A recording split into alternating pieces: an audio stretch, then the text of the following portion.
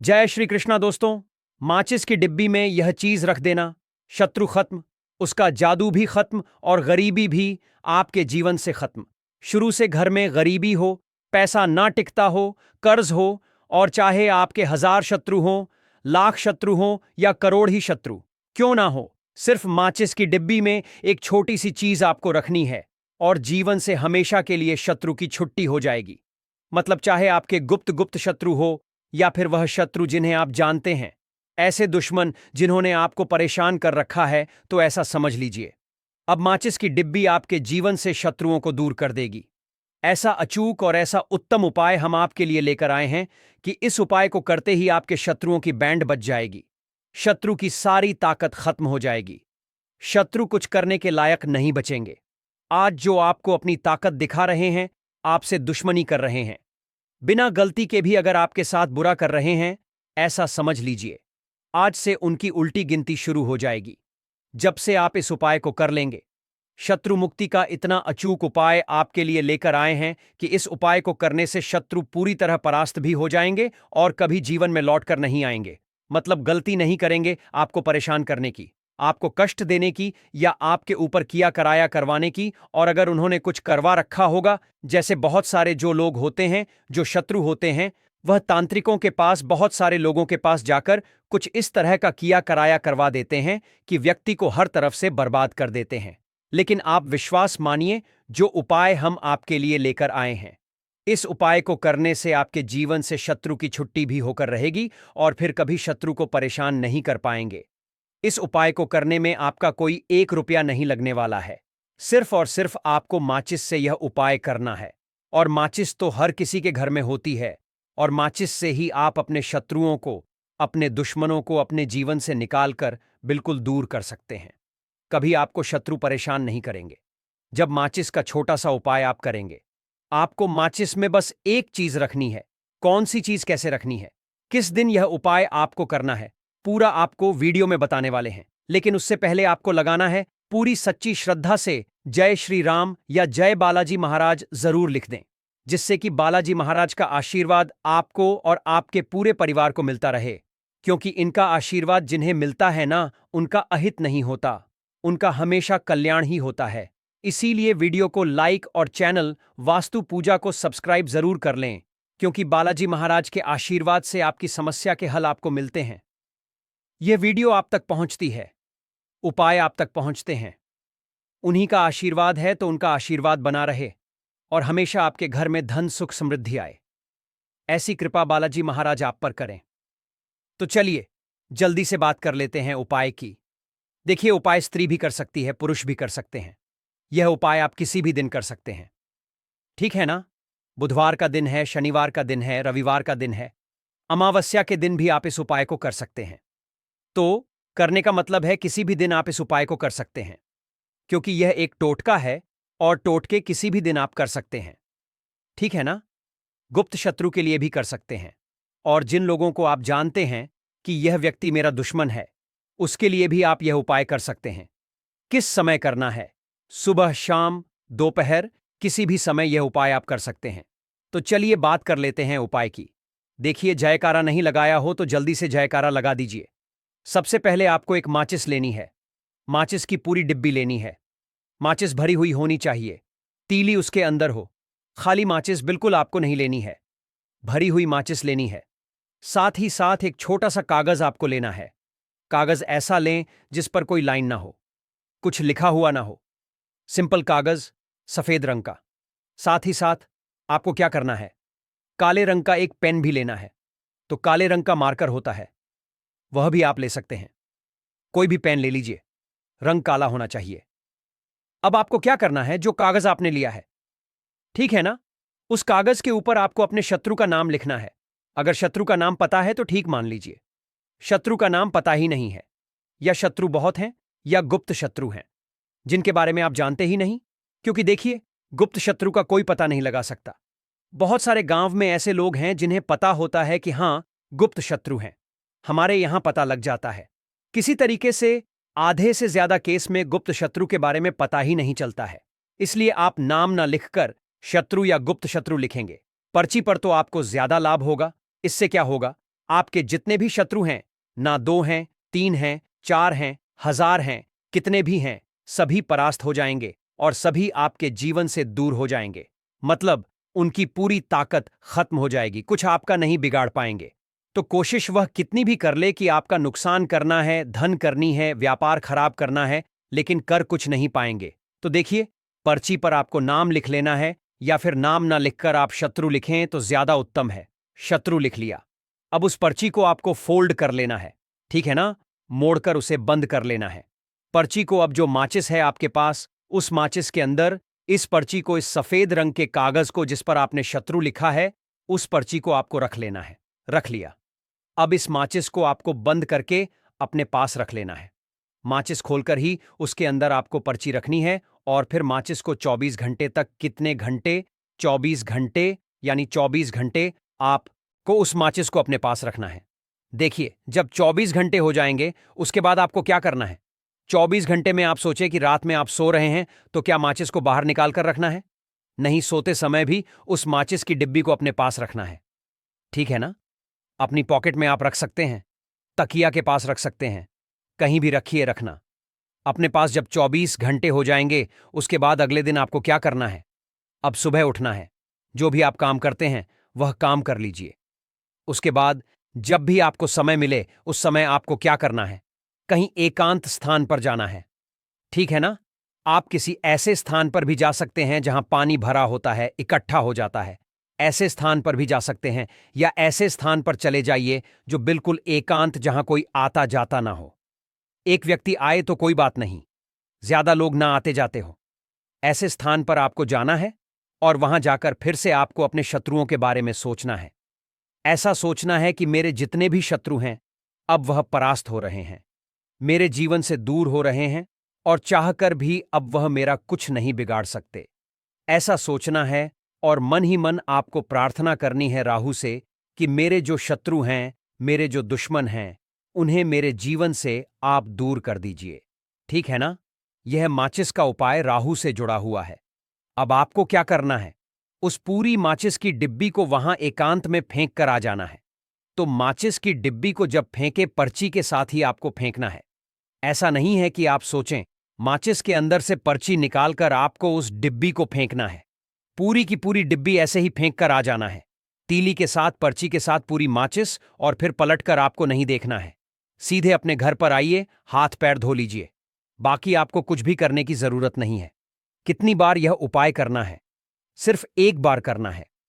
ज्यादा बार यह उपाय नहीं करना है। सिर्फ एक बार तो किसी भी दिन आप यह उपाय करिए। शत्रु 1 हो, 2 हो, लाख हो, 1000 हो, करोड़ ही क्यों ना हो, आपके जीवन से दूर हो जाएंगे और कभी आपको परेशान नहीं कर पाएंगे। तो बहुत उत्तम, बहुत अचूक उपाय है। करिए और रातों रात इसका चमत्कार देखिए। देखिए, यह उपाय स्त्री पुरुष कोई भी कर सकता है। किस समय करना है? सुबह में, दोपहर, कभी भी इस उपाय को आप कर सकते हैं। किसी भी दिन कर सकते हैं। ठीक है ना?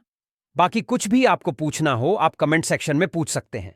बाकी बालाजी महाराज का जयकारा जरूर लगाइए। उनका आशीर्वाद आपको मिलता रहेगा।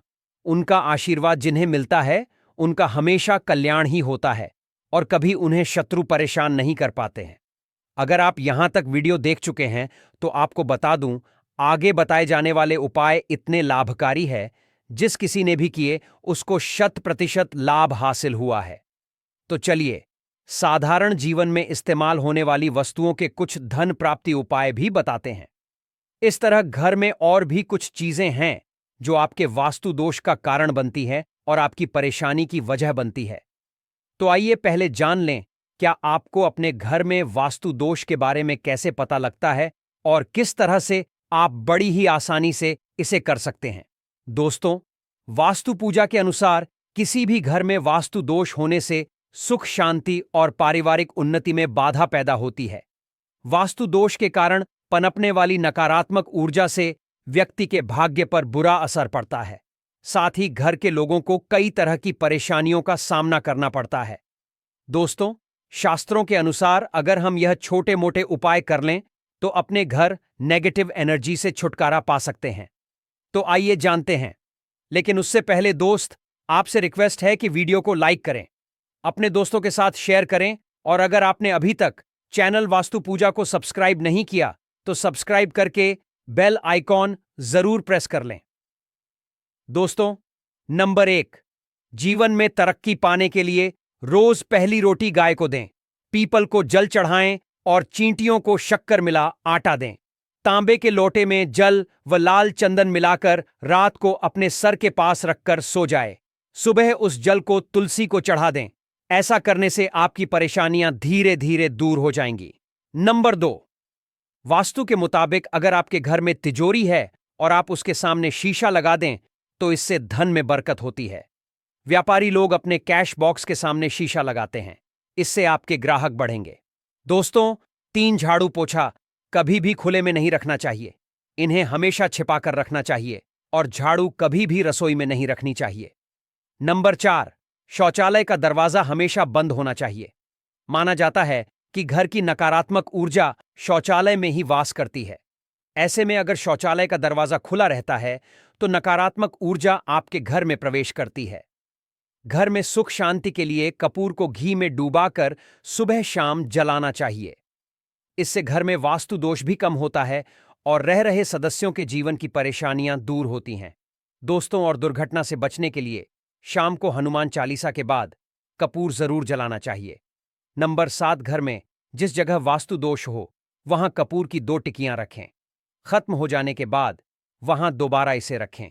नंबर 8, सूर्य अस्त के बाद कभी भी किसी को दूध, दही या प्याज नहीं देना चाहिए।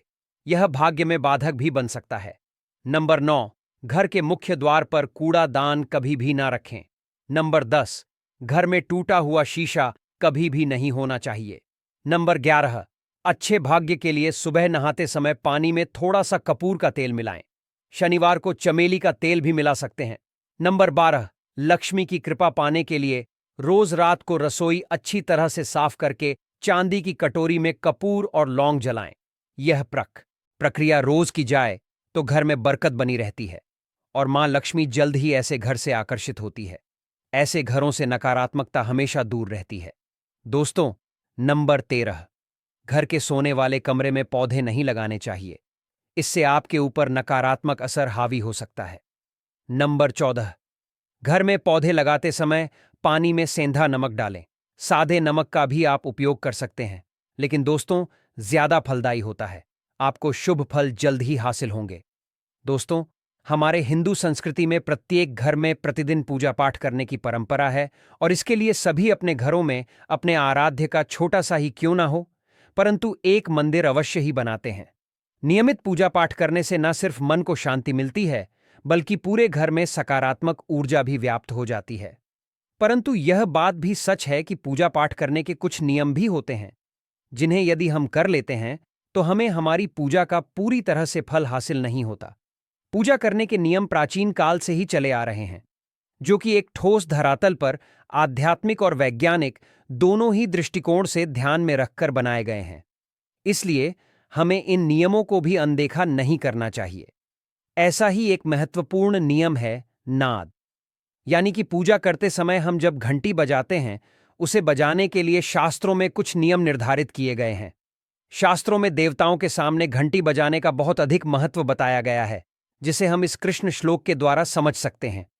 आगम अर्थमाथु देवा नाम गमन अर्थम तू राक्षस साम घनत तारावम करुमिया दो देवता आह्वान चरण। इसका अर्थ है कि घंटी बजाने से देवताओं का आगमन और राक्षसों का गुमान होता है, और जो घंटियां राक्षसों से हमारी रक्षा करती हैं उसे हमारा नमन है। तो चलिए दोस्तों, जान लेते हैं कि पूजा करते समय जब हम घंटी बजाते हैं तो उसके पीछे क्या कारण है, घंटी को बजाने के क्या नियम है और पूजा के वक्त घंटी बजाते समय होने वाली गलतियां कौन सी है जो हमें भूलकर भी नहीं करनी चाहिए। दोस्तों, क्या आपने कभी अपने घर के मंदिर में रखी हुई घंटी को ध्यान से देखा है? अगर आप ध्यान से देखेंगे तो आपको घंटी के ऊपरी हिस्से पर, यानी जहां से हम इसे पकड़ते हैं, उस पर गरुड़ बना हुआ होता है। अंततः घर पर जो हम घंटी इस्तेमाल करते हैं उसे गरुड़ घंटी कहा जाता है। पूजा करते समय गरुड़ घंटी का उपयोग भगवान को आमंत्रित करने अर्थात भगवान का आवाहन करने के लिए किया जाता है, जिससे एक सुंदर ध्वनि से भगवान का आवाहन करने का आभास होता है। जब हम विधि विधान से पूजा करते हैं तो उसमें घंटी का उपयोग अवश्य ही करते हैं। पूजा संपन्न होने पर आरती करते विशेष रूप से नाद होना चाहिए, नहीं तो हमारी पूजा आधी अधूरी मानी जाती है। परंतु हम में से अधिकांश लोग इसे मात्र एक सामान्य प्रक्रिया मानते हैं और पूजा करते समय घंटी बजाना भूल जाते हैं। तो आइए जानते हैं उन नियमों के बारे में। मतलब आज की वीडियो पूरी तरह से आपके प्रश्नों पर आधारित है, जिनका उत्तर मैं आपको शास्त्रों के अनुसार देने का पूरा प्रयास करूंगा। तो वीडियो को पूरा जरूर देखें और अगर आपको आज की वीडियो अच्छी लगे तो इसे लाइक जरूर कीजिए। जय मां लक्ष्मी।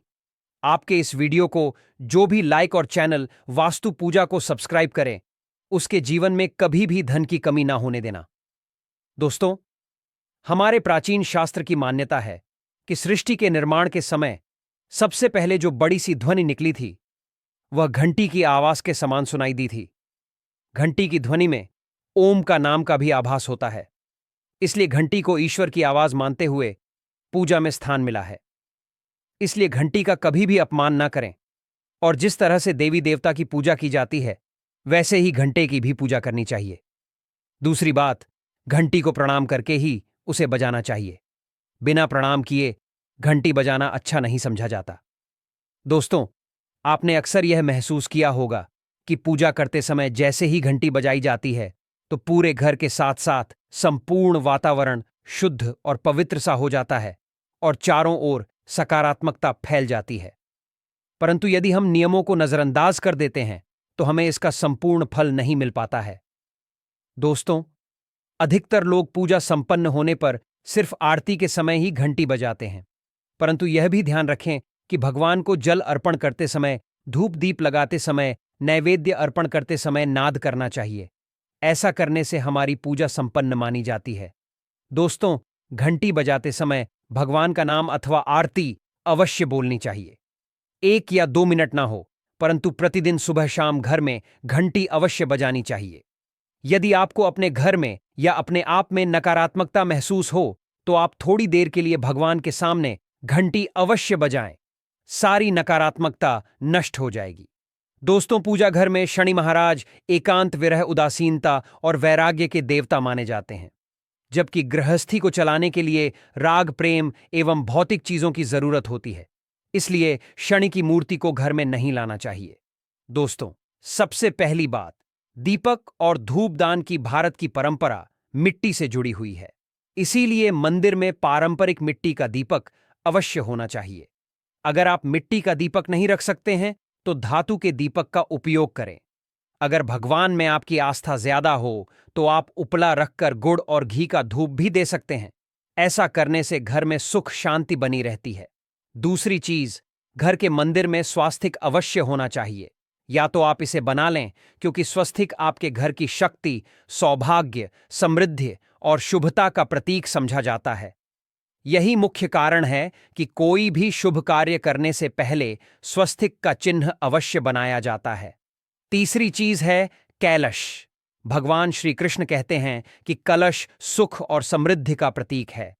अपने मंदिर में रोली कुमकुम से स्वस्तिक बनाकर उस पर मंगल कलश अवश्य रखें। ऐसा करने से घर में सदैव समृद्धि बनी रहती है, सुख संपत्ति प्राप्ति होती है। चौथी चीज बहुत ही कम लोग जानते हैं कि शंख की उत्पत्ति समुद्र से निकले 14 रत्नों के साथ हुई थी। इसी कारण से शंख महालक्ष्मी को अत्यंत प्रिय है। शंख की ध्वनि से सकारात्मक ऊर्जा का भी संचार होता है। इसीलिए मंदिर में शंख अवश्य होना चाहिए। शंख के घर में उपस्थिति से मां लक्ष्मी भी प्रसन्न होती है और उस घर में कभी भी धन की कमी महसूस नहीं होती। पांचवी चीज, मंदिर में आपने घंटी देखी होगी, क्योंकि घंटी को शुभ समझा जाता है। इसीलिए जब जब घर के मंदिर में घंटी की आवाज होती है वहां का वातावरण शुद्ध और पवित्र बनता है। जिस घर में पूजा के दौरान घंटी बजाई जाती है उस घर के आसपास की सभी नकारात्मक शक्तियां दूर हो जाती हैं और साथ ही सुख समृद्धि के द्वार खुलने लगते हैं। तो यह है वे वस्तुएं जिन्हें घर के मंदिर में जरूर रखनी चाहिए। आइए अब जान लेते हैं कि घर की कौन सी चीजें कभी नहीं रखनी चाहिए। सबसे पहली चीज, गणेश जी की मूर्ति घर में। कभी भी गणेश जी की मूर्ति 3 अथवा 5 ऐसी विषम संख्या में ना रखें। अपने मंदिर में गणेश जी की सिर्फ 2 मूर्तियां रखें। इसे शुभ समझा जाता है। अगर आप अपने मंगल की कामना करते हैं तो गणेश जी की मूर्ति मुख्य द्वार पर अंदर की तरफ मुंह करके लगा लें। कई लोग यह गलती करते हैं कि मुख्य द्वार पर गणेश जी की मूर्ति बाहर की ओर मुंह करके लगा देते हैं, जिससे उन्हें काफी नुकसान का सामना करना पड़ता है। अगर आप चाहे तो द्वार के दोनों ओर लगा दें या फिर मुख्य द्वार के अंदर की ओर लगाइए, परंतु बाहर की ओर कभी भी नहीं लगानी चाहिए। दूसरी चीज, टूटे हुए चावल अपने मंदिर में कभी भी टूटे हुए चावल न रखें।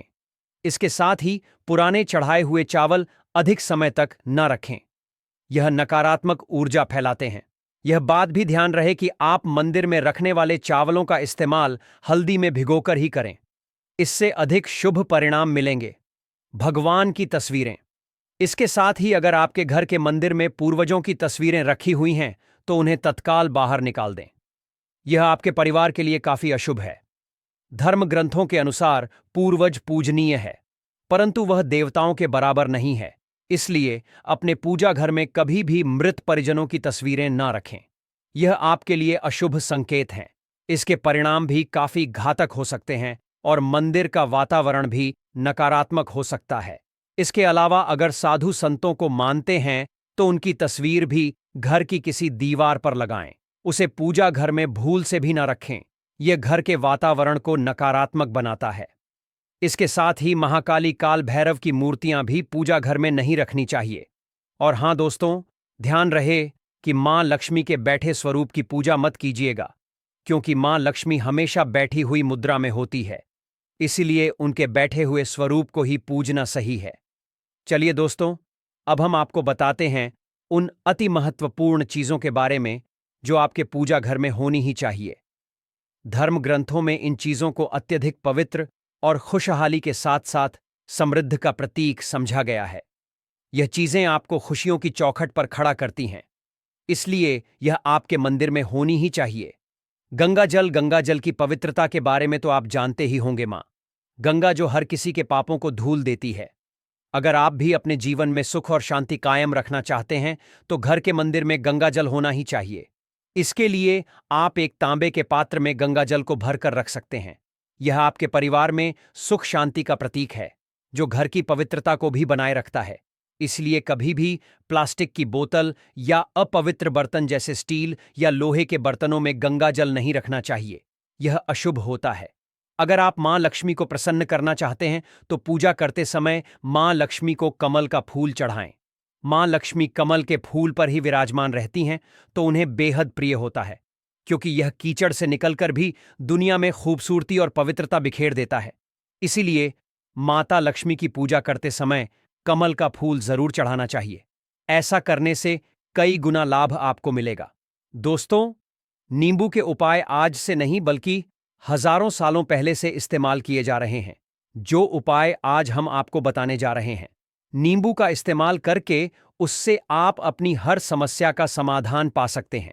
अगर आप ज्योतिष शास्त्र, वास्तु पूजा की किताबों में जाते हैं और अध्ययन करते हैं तो नींबू के ऊपर पूरे 11 अध्याय आपको मिल जाएंगे, जिसका मतलब यह है कि नौकरी पाने के लिए नींबू का इस्तेमाल कैसे आप कर सकते हैं, अपने व्यापार को दौड़ाने के लिए कैसे नींबू का इस्तेमाल करना चाहिए, एवं अगर आपका शत्रु आपका विनाश करना चाहता है तो नींबू के उपाय से कैसे आप उल्टा अपने शत्रु का विनाश कर सकते हैं। आपके घर पर नकारात्मक शक्तियां हैं, बुरी शक्तियों का वास है, इन सबको भगाने के लिए नींबू कैसे रामबाण दबा समझा जाता है, इन सब के बारे में आपको वास्तु पूजा और ज्योतिष शास्त्र की किताबों में मिल जाएगा। दोस्तों, अगर आपका भाग्य सो चुका है, आपके घर पर ऐसी शक्तियां आ गईं जिसकी वजह से आपके घर में लड़ाई होती रहती है, पति पत्नी में बनती नहीं है, तो दोस्तों, आज के जो उपाय हम आपको बताने जा रहे हैं वह आपकी सारी समस्याओं का समाधान कर देंगे। स्वास्थ्य की दृष्टि से नींबू बहुत ज्यादा लाभदायक होता है। साइंस की भाषा में अगर कहें तो नींबू में विटामिन सी बहुत ज्यादा होता है। एसिडिटी की आपको प्रॉब्लम है, पेट खराब रहता है, तो नींबू उसमें रामबाण की तरह काम करता है। दोस्तों, नींबू के अंदर इतनी ताकत होती है कि वह एक से एक बड़ी समस्याओं को चुटकी में खत्म कर सकता है। कई बाधाओं को एकदम हमेशा के लिए पास से हटा सकता है। इसलिए अगर आप भी चाहते हैं कि आपके ऊपर माता लक्ष्मी का आशीर्वाद हो, भगवान भोलेनाथ आपको आशीर्वाद दें, तो यह वीडियो बिना भगाए अंत तक देखिएगा, क्योंकि इस वीडियो में आज आपको पता चलेगा कैसे नींबू के 10 उपाय करके आप अपने जीवन की हर परेशानी को खत्म कर सकते हैं। आपको हम एक एक उपाय के बारे में अब बताने जा रहे हैं, इसीलिए बहुत गंभीरता से वीडियो को देखिएगा। देखिए दोस्तों, कई लोग ऐसे होते हैं कि वीडियो देखते हैं, यकीन मानिए अगर आपने एक पॉइंट भी मिस कर दिया तो आप अपना ही नुकसान करेंगे, क्योंकि अधूरा ज्ञान हमेशा खतरनाक साबित ही हुआ है। इसलिए वीडियो को अंत तक जरूर देखिएगा। दोस्तों, सबसे पहले तो आप लोग कमेंट बॉक्स में आकर हर हर महादेव लिख दें, क्योंकि अगर भगवान भोलेनाथ ने किसी को आशीर्वाद दे दिया तो उसका काल भी कुछ नहीं बिगाड़ सकता। और वीडियो लाइक करके तुरंत चैनल वास्तु पूजा ज्योतिष को सब्सक्राइब कर दें।